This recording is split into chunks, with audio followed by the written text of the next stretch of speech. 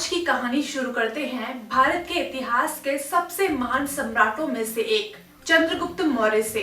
मगध साम्राज्य का दरबार, सोने के स्तंभ, राजा सिंहासन पर, और तभी दरबार में आती है एक बेहद सुंदर युवती, इतनी सुंदर कि हर निगाह उस पर ठहर जाए। लेकिन तभी कुछ ऐसा होता है जो पूरे इतिहास को हिला देता है। महामात्मा चाणक्य उस लड़की को उसी वक्त गिरफ्तार करवा देते हैं। क्यों? क्योंकि वो लड़की कोई आम स्त्री नहीं, वो थी विषकन्या। एक ऐसी लड़की जिसे छूना मतलब मौत, जिसे चूमना मतलब जहर, जिसके पसीने की एक बूंद भी जान ले सकती है। लेकिन अब सवाल ये है, क्या वाकई भारत में ऐसी लड़कियां होती थी या फिर ये सिर्फ कहानी है, मिथ है, कल्पनाएं हैं? आज आरएम न्यूज पर हम खोलने वाले हैं भारत के इतिहास का सबसे खतरनाक रहस्य। जो कहानी आपने अभी सुनी वो मिलती है संस्कृत के प्रसिद्ध नाटक मुद्र राक्षस से।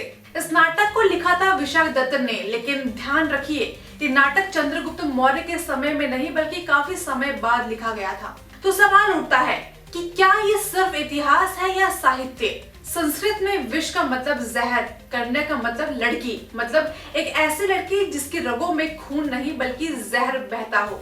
कहानियों के मुताबिक विषकन्या बेहद सुंदर होती है, गहरी आंखें होती है, चमकदार त्वचा होती है, लेकिन उसका स्पर्श भी जानलेवा हो सकता है। अब जब हम प्राचीन ग्रंथों को देखते हैं, ऋग्वेद, अथर्ववेद, वहाँ जहर का जिक्र तो जरूर है, जहर से बचने के उपाय हैं, लेकिन कहीं भी ये नहीं लिखा कि किसी इंसान को जहर बनाकर हथियार बनाया जा सकता है। स्कंद पुराण में विषकन्या योग मिलता है, लेकिन वो ज्योतिष और अंधविश्वास से जुड़ा हुआ है, साइंस से नहीं। असली ट्विस्ट आता है मौर्य काल में। अगर आप अर्थशास्त्र पढ़े हैं तो उसमें जासूसी, साजिश, हनी ट्रैप सब कुछ डिटेल में बताया गया है।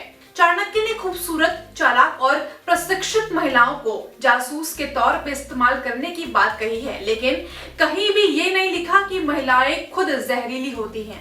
लोक कथाओं में कहा गया है कि लड़कियों को बचपन से थोड़ी थोड़ी मात्रा में जहर दिया जाता था। नागकेसर, हड़ताल, सोमल जैसी जड़ी बूटियां, ताकि शरीर में धीरे धीरे जहर बनना शुरू हो जाए और शरीर जहर का आदी बन जाए। इस प्रक्रिया को आज साइंस में मिथरेडिज्म कहा जाता है। साइंस साफ कहता है जहर के प्रति रेजिस्टेंस बन सकती है, लेकिन इंसान खुद जहर नहीं बन सकता। अगर शरीर में इतना जहर हो कि पसीना या लार से कोई मर जाए तो सबसे पहले लीवर और किडनी फेल हो जाते हैं। यानी विषकन्या का कॉन्सेप्ट बायोलॉजिकल रूप से असंभव है। तो फिर ये कहानी आई कहां से? इतिहासकार मानते हैं विषकन्या असल में हाई लेवल जासूस होती थी। जो अंगूठी में जहर, नाखून में जहर, शराब या खाने में जहर मिला देती थी। आम लोगों को समझ नहीं आता कि राजा अचानक कैसे मर गया, और यहीं से जन्म हुआ विषकन्या के मिथ का। विदेशी इतिहासकारों ने भारत को रहस्यमय और खतरनाक बताया, यहाँ तक कि कहा कि भारत के राजाओं के पास जहरीली महिलाएं होती है। मध्यकाल में सुल्तान महमूद बेगड़ा को जहरीले शरीर वाला राजा तक कह दिया गया, लेकिन आज के इतिहासकार इन सब को अतिशयोक्ति और डर का परिणाम मानते हैं। आज विषकन्या नहीं होती, लेकिन हनी ट्रैप होता है। आज जहर नहीं, डाटा हथियार होता है। वीडियो चैट ब्लैकमेल हथियार है। माध्यम बदल गया है, लेकिन इंसानी कमजोरी वही है।